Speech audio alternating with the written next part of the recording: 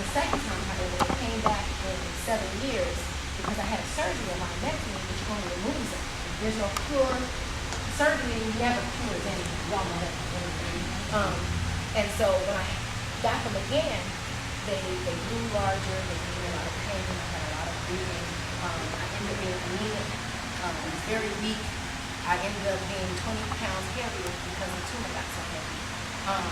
I was still dancing, still doing track and field, exercise, or whatever. Couldn't understand why it was so difficult for me. Eventually, I passed out and was rushed to the hospital, and I ended up being in the hospital for a week. I had to get blood transfusion. 5 pounds of hospital for a week. Went and had an MRI shortly after that. And I had been trying not to have a surgery then, so I was doing a lot of holistic things, eating well to try to get them to go away. But it got so bad that I ended up having 8 small ones here and 1 large one. I looked like I was pregnant. People thought I was pregnant. And because of my age, I was like, well, I'm not married yet, so what am I going to do? And the doctor said, well, the safest thing for you, because you've tried so many different things, is to have a hysterectomy. And I did that because I didn't know if they would come back again. And because I lost so much blood, he was like, to save your life, this is an option for you. And I went to a holistic OBGYN who gave me books to read. And one of the things she said is that it is hereditary a lot of times in women, and predominantly African American women, women of color. But 40% of all women end up having a case of fibroid tumors. But what she said also was that it was stress and related to emotions. And a lot of times women who have not yet had children are more likely to get them. So she gave me books to read about changing your mindset, changing how you handle what I call mental stress, because stress is only mental. Both of them were related around 2 stressful relationships. And I believe in being transparent and talking about my issues because I learned from it all. And I've learned not to handle what I consider stress differently because I see how it affected my life.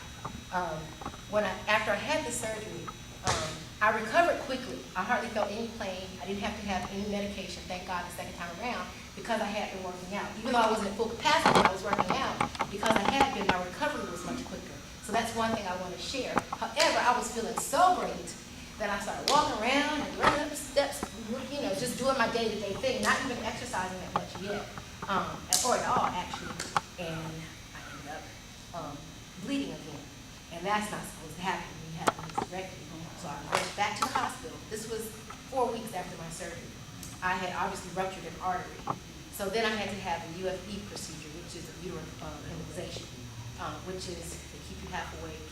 It wasn't quite pleasant.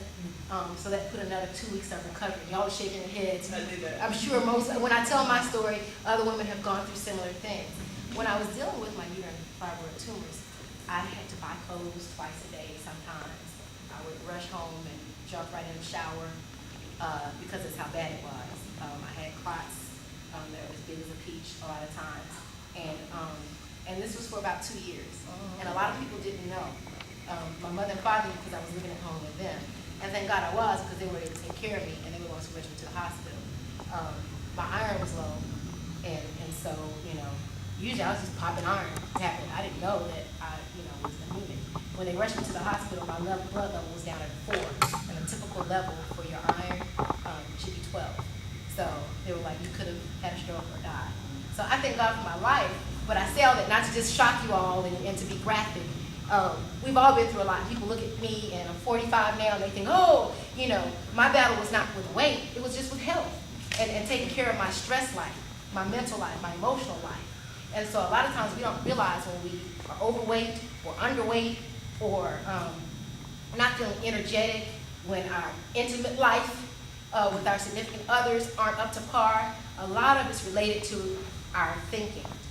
And I say thinking first because our thinking connects to our emotions a lot of times. Sometimes that comes first. We think ourselves into crazy emotions, but if we check ourselves up here first, then the emotions, and then on the spiritual level, you get stronger once you decide, I'm not going to think this way, I'm not going to deal with these things. And that's what my lesson was, is that I'm never going to let life stress me out so much to the point where my life is in jeopardy. And I went through it twice, and I didn't know I was going to get this emotional because I think it's been so long now that I almost don't remember that, and I think I blocked it out because I didn't tell anybody what I was going through. No one knew that I was suffering that much, and it affected my relationships. They didn't know, they thought I was just saying I was having a bad day. You know, we'd be enjoying lunch, and then all of a sudden I would have to go home. You know, taking a boat trip, they'd have to bring me back to shore because, you know, and so I'm so grateful now that I've learned, and so now I share. I had a minister come to me when I was recovering so that she could pray over me and help me get through it, and finding out she had uterine fibroid tumors. I ended up helping her and telling her things that she wasn't aware of about uterine fibroid tumors. So even though those of you who aren't suffering from it, and you may never, and I pray that you never do, or those who are still going through it, whatever your physical ailments may be, or anytime you start feeling stress, it affects your body. When your muscles are tight, relax your shoulders. Sometimes we don't realize we carry our tension around in our shoulders, in our neck, and your lower back starts hurting, you know. So I'm sharing my story, but I hope to always be able to connect, you know, to you in some way, even though you're not going to ever go through what I went through. But if you can have a friend who you know is dealing with uterine fibroid tumors, or anything sometimes, which you don't realize for women, a lot of our stress is related in our lower region. Sometimes they call it the third chakra, which is also the level of emotions. Whether you have kidney stones, gallstones, nervous stomach. Think about some of the things that cause. I'm going to hand these out for those who it relates to. You can take one and pass around. Hope y'all have enough. This is just some little information and tips about handling uterine fibroid tumors. Share it with a friend or family members if it doesn't relate to you, or make a copy. Because those are things that I learned. Sometimes, most of it after the fact. I read a lot and studied a lot because I've gone through it so much. But it's really about living a healthier lifestyle. I'm not perfect. We all have our vices. But the more aware you are of how you're thinking and what you're doing on a day-to-day basis will help you get through whatever issues you may have. You know, I don't use the word stress anymore unless I'm speaking to people about what you think stress is. And I just kind of wanted to share that with you because I'm stronger than I ever have been before. When I came back, I did pool workouts, and at this age, to be stronger than I was when I was in my 30s, I don't accept too many excuses from my clients, from other people who say, well, I'm too old. Yeah, most likely a lot of y'all are younger than me, or right around my age, or a little bit older, so there's no excuse. Right. I don't have children. I can't, you know, go through what you all are going through with having children, but I have, you know, clients who have children who still fit themselves into the big picture. You have to make time for yourself. And that's what I didn't do as a single woman. I was out there helping everybody else and doing everything and, you know, being consumed with other people's issues, that it brought dis-ease. And that's what disease is. Any kind of issues that you're having medically, a lot of times is from dis-ease. So I just want to, you know, share my little story and hope that it relates. If anyone has any questions or wants to kind of, you know, share what they've been going through, you know, that's fine. Because I believe a lot of times, you know, we don't really say what's going on. And even if you don't say what's going on now, hopefully you start paying attention to how you're thinking. And when you're eating because you feel tired or you think it's comfort food, find another way to comfort yourself first by thinking differently. I talk about up and downstream thoughts. Life is about going downstream. It's supposed to be a little bit easier. Life ain't supposed to be a struggle. You may have been told so, but I have a new understanding. It's not. A lot of times we're in control of if we're going downstream. When you're going downstream in a boat, you're paddling, you're doing a little bit of work, but you're going on the path you're supposed to go on. If you're turned around in that boat and paddling upstream, you're making your life, your work harder. And that's how we think sometimes. We think upstream a lot of times. We're going against what's supposed to be happening. So I catch myself, or I try to. When stuff is going crazy one day, oh my God, I'm late, this traffic. Okay, that's an upstream thought. That does not help me get through this traffic. Okay, this gives me a little bit more time to just kind of relax, you know, before I get to work. Or my children getting on my nerves. Well, they're just children. It's okay. You know, that's a downstream thought. You know what I'm saying? So just make life simpler, and you'd be surprised at how much more energy you have. People say I seem lighter. They see my eyes. They see a more content person just because of the way I choose to try to approach things. So I hope that, you know, relates to you guys. And I wanted to do this just so you all can get to know me a little bit better, because, you know, I'll come back every once in a while. But I believe in connecting with people, because that way, you know, we kind of help each other. So if anybody wants to share anything that they think is, you know, helpful to them or to share with others, I appreciate it. You know, And thanks for listening. Anybody have any questions, especially those who are going through, uterine fibroid tumors? Are you all healthy now, and have you all addressed your bouts with it? Yes, you feel better on the other side? Oh, wait, I was anemic too. I'll leave the room. Oh. We've done about 5 minutes. Yeah, I don't want you to go back. I know my boundaries. Bye, David. They don't know what we go through, Everybody say bye, David. Bye, David. I know, but and if you don't feel comfortable sharing, that's okay. But I hope we touched on something, like I said, that you can relate to in one way or another. Well, I'm actually scared that mine will probably come back because I just did the UMD. So, and they did say, and it's possible because it just cuts off the blood flow from the blood. So, I guess my question to you is, like the type of foods that I know that it feeds off meat and stuff like that. It feeds off, because red meat has a certain type of iron, but at the same time, and I wrote it in here, that a lot of times red meat, sometimes they say progress the growth of uterine fibroid tumors. For some reason, fibroids are like little creatures, and they feed off a certain type of blood sources. And so you want to kind of keep a healthy lifestyle in general. And this is related to hormones too. And those of us who are going through premenopause or in menopause, you want to be careful of eating red meat. What about deer meat? Right, that's a red meat, but it's very lean. It's not about the fat content. Protein, It's about the iron, and for some reason, the iron, that red, that blood, that source, is just something to be careful of.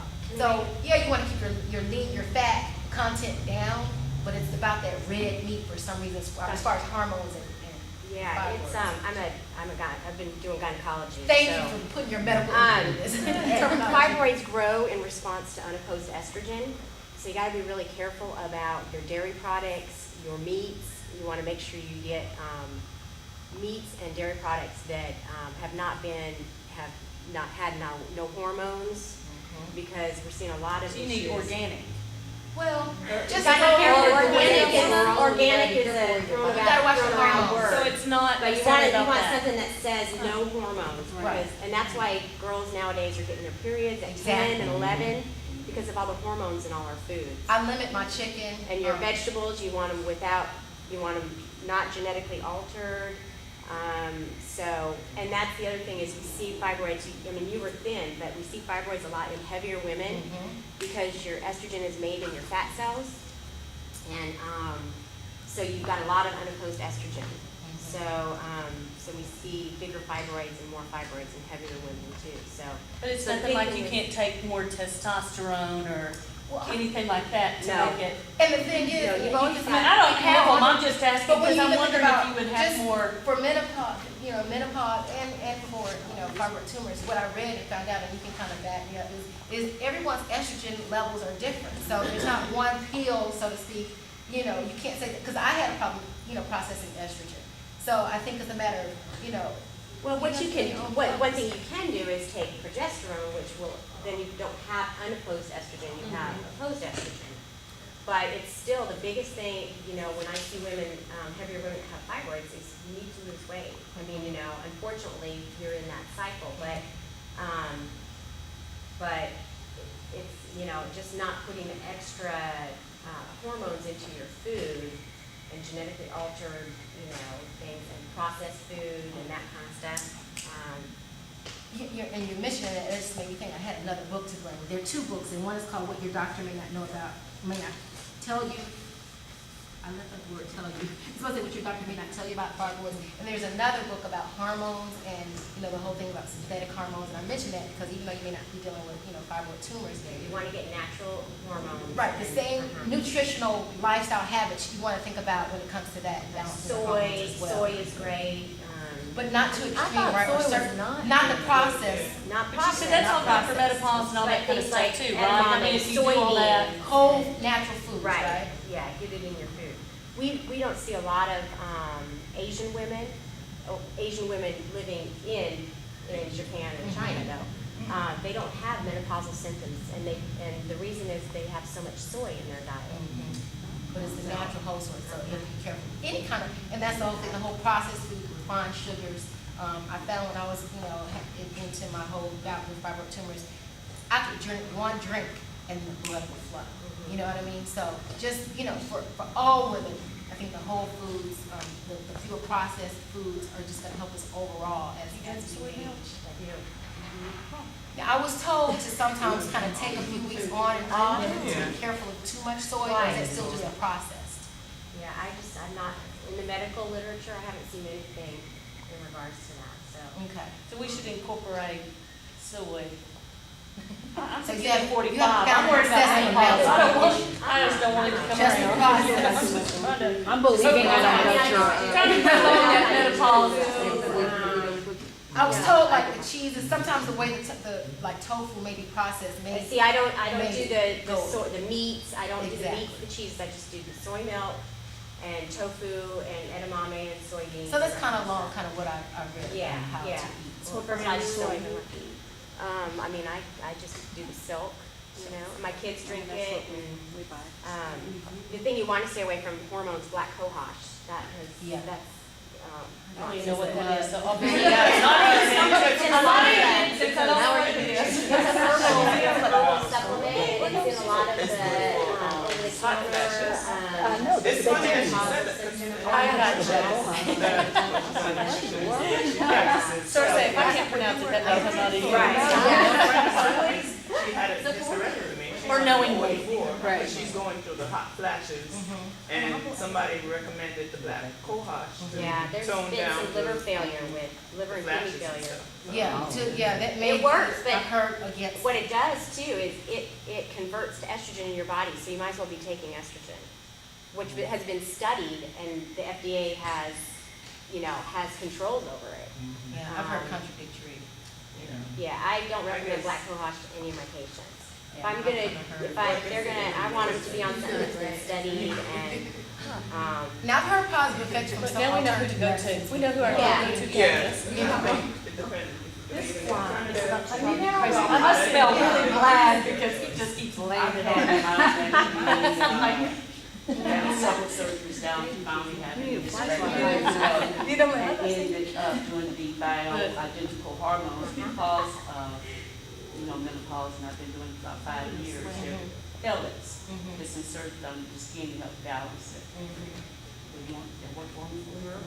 I think you You can know, find any. Yes, my doctor, she checks my estrogen before. make sure she blood checks your work. progesterone though. A lot of Everything she does these the blood menopausal work. things Yeah. come from lack of progesterone, Yeah. not from lack of estrogen. Yeah, she does the blood work, and anything that's missing is the only thing that I get. So it's not one pill, one thing all the time. She Every checks your 6 levels. months. Yeah, monthly you check the blood, but every 6 months they're replaced based on One what's left. hint too that I have learned is, and then this was eye-opening for me after being in medicine for like 19 years, was, hormones are fat soluble because they're made in the fat cells. And we check the blood. By the time that you're low in your blood, your body is even lower than that. So if you're not, like if the bioidenticals are doing good for you at the doses you're on, but if you're not getting response, some people don't do well with any kind of hormones. And I suggest do salivary testing. Yeah, they say that's the truest way to really Because get they'll tell you yes, what so the that- levels are in your cells. Because by the time it hits your blood is mostly water. So by the time you're low in your blood, you're really low in your body. And I heard a lot of doctors don't actually do that kind of test. You have to No, you have to go to somebody, Because that's the most yeah. accurate test. There's the guru, so to speak, in Atlanta, Eldred Taylor. I don't know if you ever read any of his stuff. So, I did it with a kid where you have to check it and they send it off. right, And spit into the Yeah. vials, and your cortisol level and all that stuff. I'm so glad you spoke up because a lot of things that I read are what you're speaking of. And it just comes from me reading. So study to show yourself approved or ask someone and get, different opinions. And as women, trust your own body and instinct. That's one thing I would suggest because I knew what to ask. I knew when I was about to, when they were suggesting hysterectomy to at least request, if possible, not to have a full hysterectomy because there might not have been a need for them to take my ovaries. But when I signed the consent, realizing if my life was in jeopardy, that they would have to take both my ovaries. So they did have to take one because I had thyroid wrapped around it, but I got one saved, so I'm still pretty normal, so to speak. But at least I knew, what it meant by partial and full because some women are misinformed you know, and sometimes a hysterectomy isn't necessary, and I'm sure you could speak further on that. But I guess I'm just encouraging you all to, because of what she's saying, it's backing up with what I already read, you know, and felt comfortable with for myself. You know, sometimes we just go in blind and ask, you know, and just believe everything that doctors say. I was gonna say, get with an informed doctor. Exactly, Not but all you know that they're doctors are on the informed. same, well, all of But them you have are to not. investigate yourself. on That's the what I'm same saying. level. Sometimes Yes. you won't know whether they're informed or not. So you need to ask, research, ask questions and make sure you are with someone that is informed, not just about the medical, but the holistic. And if you're having a major surgery like hysterectomy, you should always get a second opinion. And if your doctor is questioning you and upset with you of getting a second opinion, That means that's you not the knew doctor that. you want. Because they can't do it like this. So. They should be encouraging you to get a second opinion. Right. If And that's they feel if they're confident and know what they're doing, they should not be at all, offended by you wanting to check with someone. And that's what I loved about my doctor is even before we rushed into anything like that, she gave me books to read. She told me to think about how I woke up in the morning. She told me to assess my lifestyle first because what I realized was the more stressed I got about the fibroids, they grew. And so she helped me to kind of calm my emotions in the way I was thinking about this. And she gave me time to think about it. Then she suggested I go get a second opinion and go get an MRI. And I had time because to decide to have a hysterectomy is life-changing. You know, and I had to be at peace with knowing I'm not going to have children. You know, because I wanted to come out on the other side, not messed up about that, afterwards. And she also said that once you have this, if you don't deal with some of your emotional issues, you may have other issues develop in that same region just from stress. So, the stress increases your cortisol level too, so it still relates back to hormones, and then cortisol drops in your thyroid, and it's all interlinked. So did you go through the hot flashes and all that? no, because I still have over it. I Oh, still you have still one have over it. it, so I'm not through yet. So now I want to do some preventive things to kind of keep that at bay. I'm glad you spoke up on that because this isn't just about either fibroid tumors. It is just about women. You all can do a better thing for yourself than keep active because that just keeps, like you said, the cortisol levels down. Keep moving. It doesn't matter if you ever become, a certain level of, athleticism. It's not about that. It's about keeping your heart rate going and your stress levels down, your energy up, and it's going to help you eat more on a regular basis. Osteoporosis. Yes. Yes, I've had people with arthritis who just from moving a little bit more, decrease all the inflammation and things like that in their joints. So just keep doing what you're doing and, hopefully this kind of, I'm glad we had this little discussion because you never know what might help you. Share with each other. Sometimes we just don't, you never know. So you might bless somebody by one little thing you say and I never would have known. You'll have a, person right here who's well informed that you're around, Now we know who to talk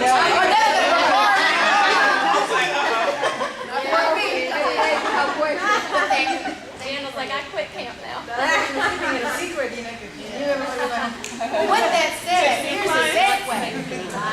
Hey, that knowledge and that education. I'm segueing now. Here's what I'm saying. This next class is about just having fun. We worked out, but this is a girly class. Because I think it doesn't matter if you're not a Beyonce. I want you to put your Beyonce energy on or whoever. I don't care who it is, whoever you love, or Shakira, whoever it is, or Aretha Franklin, what's her name? Rolling Stone. Yeah. It's about kind of embracing your femininity and enjoying, and I think that keeps you healthy too. James Brown. Being so shy, let loose, have fun. That's what we're about to do. So I don't care if we get the steps or not. This is about letting loose and having some fun. This will be Okay? great. I hope I don't fall.